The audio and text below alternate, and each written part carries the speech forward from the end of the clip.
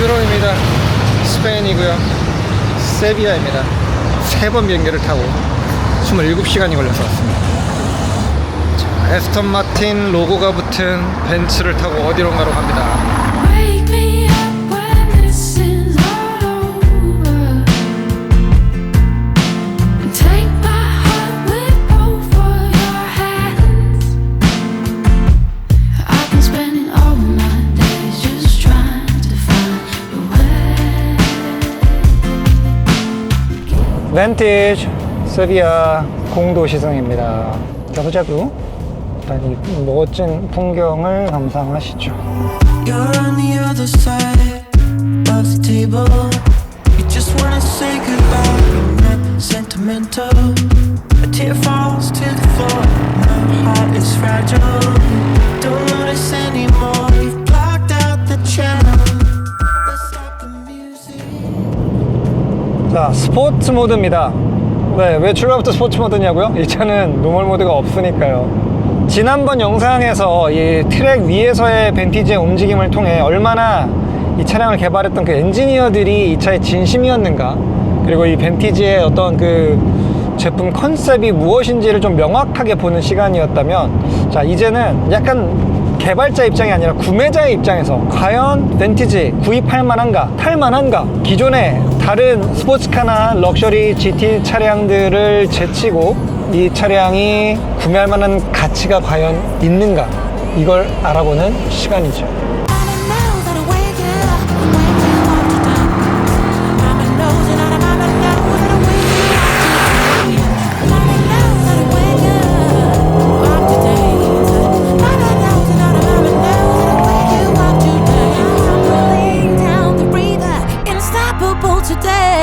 Sticks and stones may break my bones. Time to 아니, 에스턴 마틴 벤티지도 사람들이 보면서 엄지척을 해주네요. 막 익조틱 슈퍼카 같은 그러한 디자인은 아닌데, 그래도 사람들이 보면 뭔가 눈길을 끌기는 끄는가 봅니다. 제가 이걸 제 돈 주고 비록 산 차가 아니지만 그래도 이 차라는 존재가 길거리를 돌아다니면서 뭔가 사람들을 즐겁게 만들고 엄지척을 할 수 있게 만들어주는 그런 힘이 있다면, 뭔가 우리가 지금 이 성능 지표로 파악할 수 없는 또 다른 영역대의 굉장히 중요한 스포츠카로서의 어떤 자질, 또 하나의 평가 지표가 분명히 존재한다라는 의미겠죠. 운전대의 조작 부분은 그 좌우로 딸깍딸깍 눌리는 전자식 버튼들이 자리를 잡고 있는 그런 형태거든요. 그래서 처음에는 적응하는데 약간 시간이 좀 필요할 듯 보이긴 합니다만, 어쨌든 훨씬 더 다양한 조절 범위를 가지고 있는 그런 스티어링 버튼이기도 하죠. 트랙에서 꾹꾹 엑셀러레이터를 쥐어짜면서 탈 때보다 오히려 지금이 더 배기음이 좀 풍성하게 들리는 것 같아요. 이 저회전에서 그르릉거리는 이 존재감이 은근히 뭐 어쨌든 8기통은 8기통입니다. 승차감이 이게 지금 가장 소프트한 모드기는 한데, 네, 아주 그 비단결 같은 그러한 승차감을 기대하기는 좀 어려운 것 같습니다. 그동안에 에스턴 마틴이 보여줬었던 그 되게 여유롭고 포용력이 있고, 그래 이 차는 이러니까 GT지, 이거 정말 GT 성향의 차야 라고 생각했던 그 서스펜션의 느낌은 많이 사라졌어요. 이건 딱 타는 순간 GT? 아니야, 나는 제대로 된 열통의 스포츠카야 라는 거를 보여주는 그러한 승차감입니다. 와, 근데 이거 하나는 확실합니다. 이 사이드 미러를 통해서 보여지는 저 엉덩이의 그 팬더 휠 아치 부분, 이 엉덩이의 그 근육량이 911의 그것보다 훨씬 더 육감적이에요. 뭔가 이걸 보면 911은 되게 예쁜 패션 근육 같다라는 느낌이 들고, 이걸 딱 보면은 이게 진짜 바디빌딩을 한 몸이구나 라는 느낌이 딱 드는 그런 빵의 차이가 있긴 있습니다. 론치 스타트를 한번 해볼까요? TC 8번 놓고 론치, 레이 스타트 액티브 출발!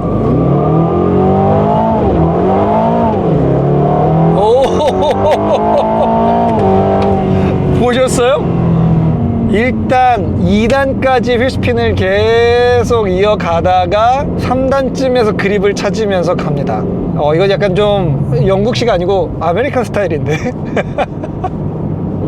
근데 재밌는 게 분명히 그 휠스핀이 나고 있는 그 끽 소리는 나는데 룸미러로 보면 뒤쪽에 하얀 연기를 자욱히 남기지는 않아요. 굉장히 효율적인 타이어의 슬립각 내에서만 휠스핀을 시켜주고 있는 것 같아요.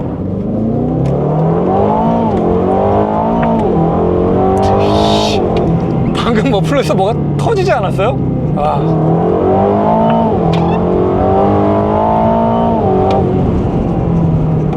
뭔가 타이어가 노면하고 악수하는 것 같아요. 1초에 수백 번씩 그 악수를 했다, 그 손을 놔줬다 하면서, 제가 악수라고 표현한 이유는 친근감? 친밀함? 그 둘 사이에 뭔가 그냥 단순히 만나고 있는 그런 느낌이 아니고 정말 잘 아는 사이가 서로 손을 마주잡고 반갑게 악수하는 것처럼, 모르겠어요. 이건 물리학자들이 만들어낸 건 분명히 아닐 거예요.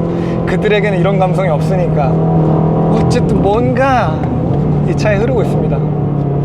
자, 다시 한번 잘 들어보세요. 소리. 레이스 스타트. 잠깐만. 이거 반칙이잖아. 제가 왼발로 브레이크, 오른발로 엑셀을 누르고 있는데, 엑셀을 누르니까 브레이크가 못 이기고 차가 앞으로 나가버리는데요. 엄청 꾹 밟아야지만 차를 이 출력을 감당하면서 차를 세워놓을 수가 있는 것 같습니다. 이미 론치 스타트 하기 전에 플라잉 스타트로 슬금슬금 나갔다니까요. 다른 브랜드들의 론치 스타트가 실제로 페달 2개 신호를 밟으면 브레이크를 꼭 강하게 밟지 않아도 이 클러치 동력을 끊어주기 때문에 앞으로 튀어나가지 않고 버틸 수 있는 그러한 로직인데, 얘는 가속 페달대로 출력을 걸고 있고, 진짜 왼발의 브레이킹 압력으로 차를 세워놓는 요걸 맞춰야 되는 거예요. 그래서 엄청 세게 밟고 해놔야지만,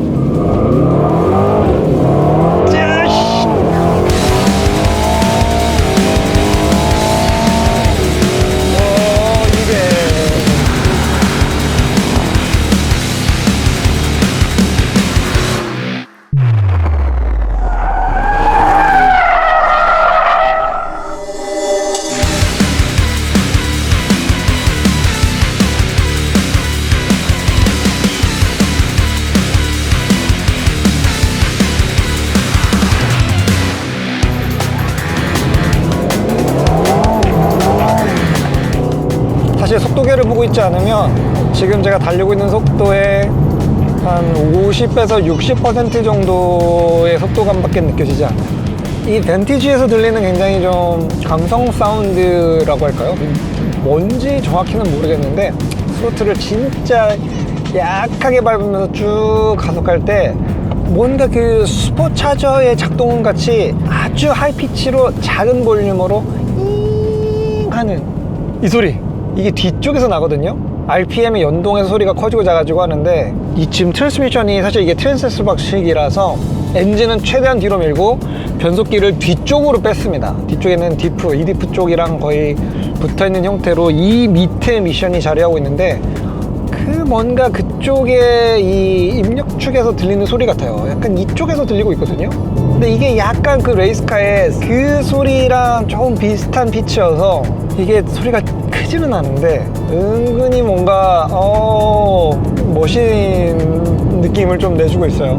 진짜 이 차는 계속 타다 보면 이 차의 마력도 있게 되고, 이 차가 얼마나 무시무시한 포텐셜을 가지고 있는 차인지를 자꾸 잊게 만들어요. 자꾸 평가절하하게 만들어요. 그래서 편한 주행에 익숙해져 있다가 한 번씩 이 차의 야성을 살짝 꺼내들어 보면 이때 바뀌는 이 그 GT라이드 같은 이 양면성에 약간씩 당황을 하게 됩니다.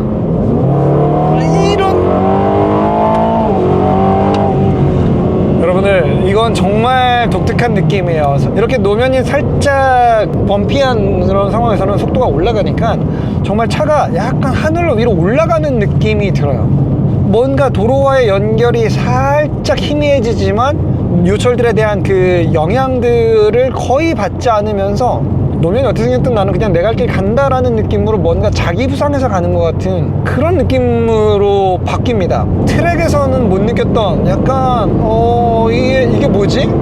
이게 진짜 그 스카이후크 이론의 서스펜션인가? 라는 생각이 들 정도로 달라요.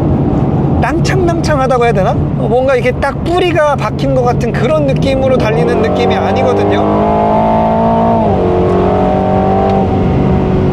뭔가 이렇게 딱 직진을 유지하고 있는 게 아니고 조금씩 꺾어주면서 엉덩이가 이렇게 실룩실룩하는 그 어떤 박자를 맞춰주면서 가는 그러한 자동차인데 진짜 오히려 이렇게 130, 140 영역으로 올라가니까 승차감이 괜찮은데요? 이 차는 트랙에서는 되게 굳건한 느낌이었다가 일반 도로로 나오니까 둥둥 떠가는 느낌이 있습니다. 그리고 그 둥둥 떠가는 느낌 때문에 페이스를 올리면 올릴수록 여전히 이래 진짜 스포츠카, 진짜 운전의 재미를 트랙에서는 강조를 할 수 있지만 공도에서는 여전히 편하게 탈 수 있는 GT적인 성향을 내려놓은 건 아니구나, 이런 느낌이 들어요.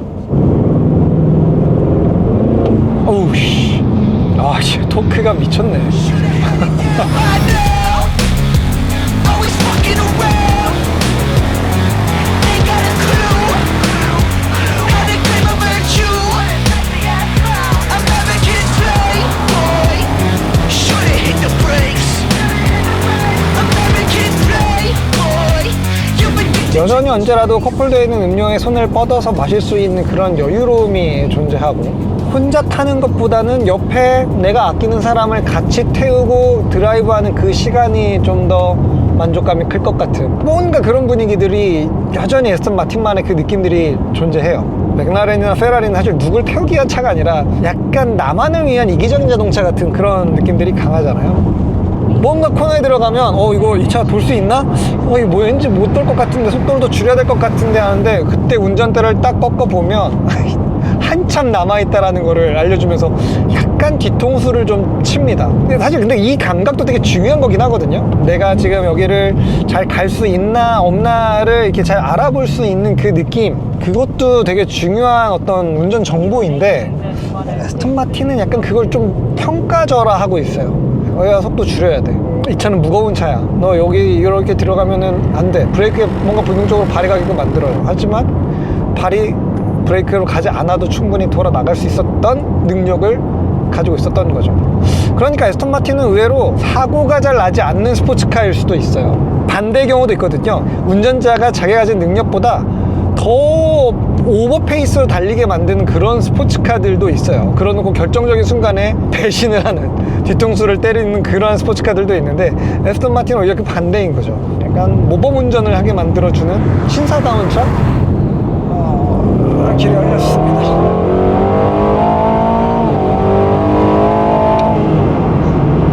와, 이거 풀로 열면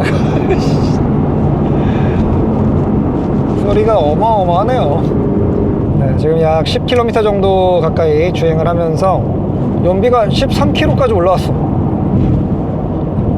600마력대 중반 자동차잖아요. 근데 이 차가 13km대 찍어준다 그러면은 뭐 이거는 주유소를 자주 들러야 되는 어떤 번거로움은 그렇게 장거리 여행 때는 걱정하지 않아도 된다, 이렇게 이해하시면 좋을 것 같아요. 저는 지금 최대한 시트를 아래로 낮췄는데, 이렇게 낮춘 상태에서는 저 앞쪽에 그 카울 포인트, 앞유리 그 하단 부분으로 이 후드 앞쪽이 전혀 안 보입니다. 사실상 이 차의 폭을 육안으로 확인할 수 있는 방법은 없어요. 그냥 감으로만 타야 되는데, 이게 살짝 체크할 수 있는 게 사이드 미러를 통해서 엉덩이로 지금 차선을 얼마만큼 띄우고 있는지, 이렇게 해서 차의 센터를 잡으면 은근히 차폭을 가늠하는 게 어렵지는 않습니다. 어쨌든 드라이버가 앉는 위치에 CG를 10mm를 더 낮추기 위해서 굉장히 많은 노력을 엔지니어링 측면에서 기울였다고 하더라고요. 사실 에스턴 마틴이 그런 거를 신경을 쓴다는 것 자체부터가 좀 독특하죠. 그렇게까지 진심으로 만든다고? 예, 약간 원론적인 부분에 진심인 브랜드가 됐어요. 지금 이 차량은 이 실내 부분들이 다 이 카본 트림으로 채워져 있고, 그리고 이 약간 세이지 그린 같은 되게 고급스러운, 촌스럽지 않고 정말 은은하게 이 그린임을 딱 암시해주는 이러한 가죽들이 두텁게 제 주변을 두르고 있습니다. 이 도어 트림 패널만 해도 만져보면 얼마나 말랑말랑한지 계속 만지작거리고 싶을 정도의 그런 촉감을 주거든요. 금속, 가죽, 카본, 뭔가 그 플라스틱 부분들이 노출되고 있는 부위는 거의 없어요.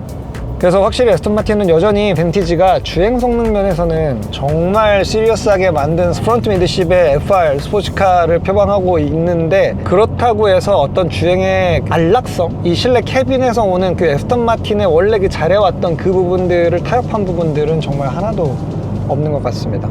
맥라렌이나 페라리도 이렇게 실내를 풍부하게 감싸는 느낌을 구현하진 못하죠. 아무리 공들여 옵션을 선택해도 여전히 약간 좀 그 기계다운 느낌들이 좀 있잖아요.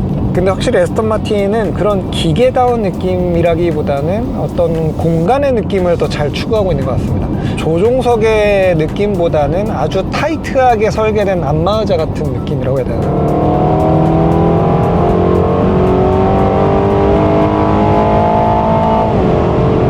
아쉽게 느껴지는 점은 이 스티어링 휠의 약간 피드백 감각이에요. 요즘 나오는 전동 스티어링 렉의 그 약간은 답답한, 뭔가 얘기 잘 안 해주는, 그냥 혼자 속으로만 꽁 하고 있는 그러한 성향의 스티어링 감각이 조금은 아쉽습니다. 워낙 스티어링의 그 반응성이 빠르기 때문에, 그리고 또 미케니컬 그립 자체가 되게 높은 타이어를 쓰고 있기 때문에 오히려 이게 역효과적으로 이게 조금 상대적으로 아쉽게 작은 구멍처럼 느껴지는 것 같아요.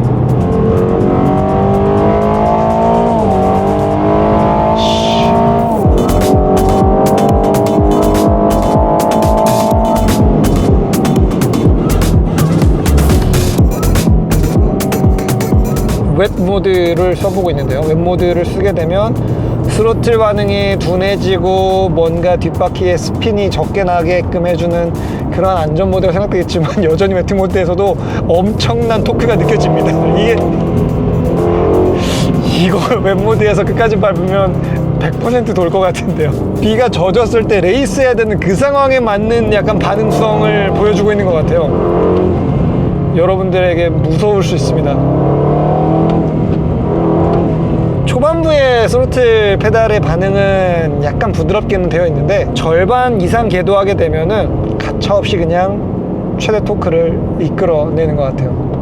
다른 나라에서 왔던 미디어들은 이 브레이크 페달이 세라믹임에도 불구하고 그 페달 스토크가 되게 깊게 밟히는 게 좀 마음에 들지 않는다, 이렇게 얘기하는 분도 계셨는데요. 저는 오히려 반대입니다. 이게 레이스 드라이버들은 정말 그 무거운 페달을 가지고 되게 짧은 스트로크 아래서 근력으로 조절하는 거가 익숙하지만, 일반인들이라면 오히려 스트로크가 있으면서 그 스트로크 양을 이용해서 제동력에 가감을 하는 게 좀 더 편하게 느껴진다고 해야 될까요? 뭔가 그게 더 익숙하잖아요. 직접 발 근육을 쓰는 것보다.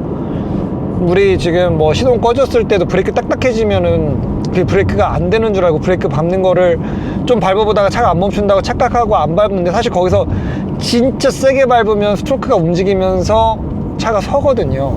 근데 그거는 진짜 레이스카의 영역인 거지, 일반인들은 그 소위 말하는 컴포트 존에 들어가 있는 그런 방식은 아니거든요. 근데 오히려 저는 이 방식이, 그래서 근데 이 방식이 더 좋은 것 같아요. 그리고 이게 더 많은 연령대를 포용할 수 있는 방식인 것 같아요. 젊은 오너들부터 뭐 60대에서 70대, 80대 오너들이 타더라도 이질감이 없이 좀 밟을 수 있는 그런 브레이크가 아닐까요?